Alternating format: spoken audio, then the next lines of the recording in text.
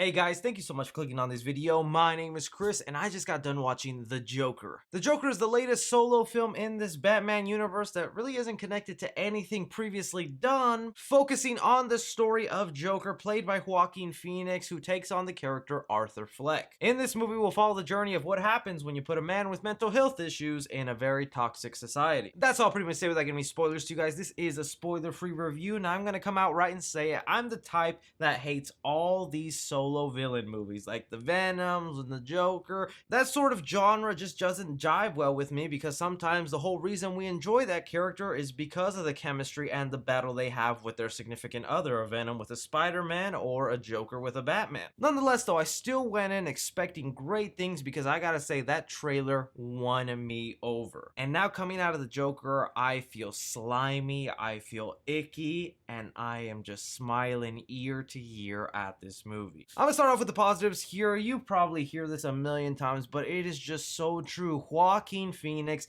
as this Joker, the man is fully committed, not even appearance-wise, losing so much weight to have this really scrawny body. But the level of detail and eerie feeling that you get from his character Arthur Fleck and his whole journey into becoming the Joker is one you follow step by step and really admire every creative decision Joaquin Phoenix as an actor took with this role. He is nothing like we've seen before with any of the Jokers before, and not even comparing him to previous Jokers, the man definitely makes this his own. And I fully respect that because now we live in a world where we've had close to 7, 8, 10 Jokers on screen. It's really hard to find your niche in that market and still go, that's a unique Joker, but Joaquin Phoenix did it. Pair that up also with the directing of Todd Phillips, who really understood the atmosphere and the vibe he wanted to go with this movie, and also handpicking a cinematographer that just made this movie look incredibly beautiful. Maybe stylized is not the word I want to use, but the best way I can think to describe it is like a painting come to life because the colors are so vibrant. The characters really step off. There's just such incredible detail here that I have to admire the cinematography of this movie. Getting to the pacing of this movie, while some might consider this to be a slow burn, they really do take their time with developing this Arthur Fleck character that eventually becomes the Joker, but with that, they're able to pack in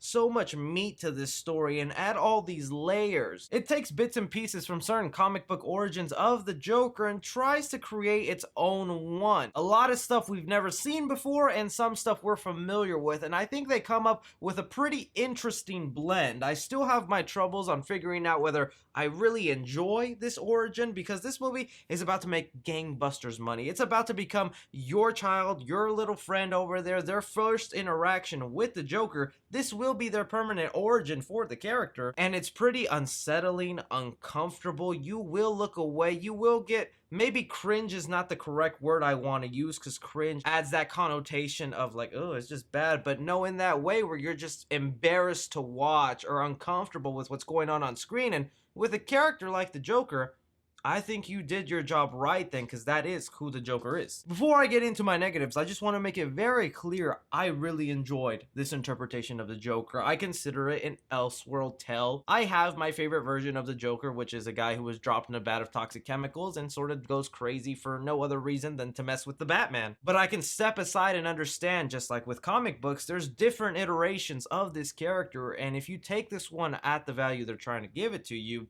you will come to enjoy it.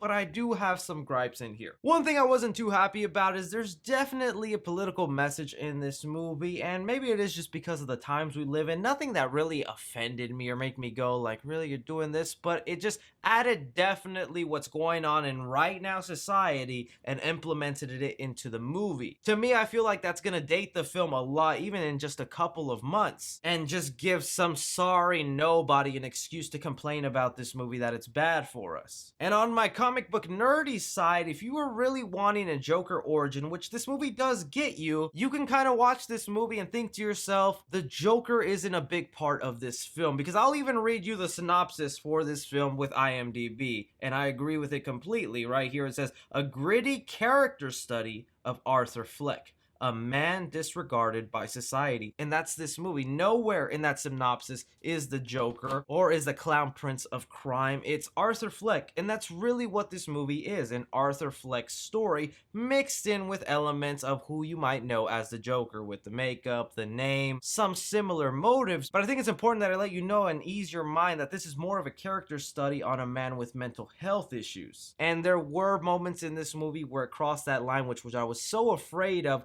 where it's sympathizing with a villain I shouldn't be sympathizing for, and where it is because he was bullied, he's misunderstood, he was mistreated, and that led him to be who he is. That again takes away the mystery of the Joker for me, and when you give him an exact reason and motive for why he does what he does, it devalues the character a little bit for me. But once the transition is complete and this man is the Joker, it doesn't matter if you sympathize with him, because the stuff he ends up doing really hits home, makes you uncomfortable, and goes, I don't care.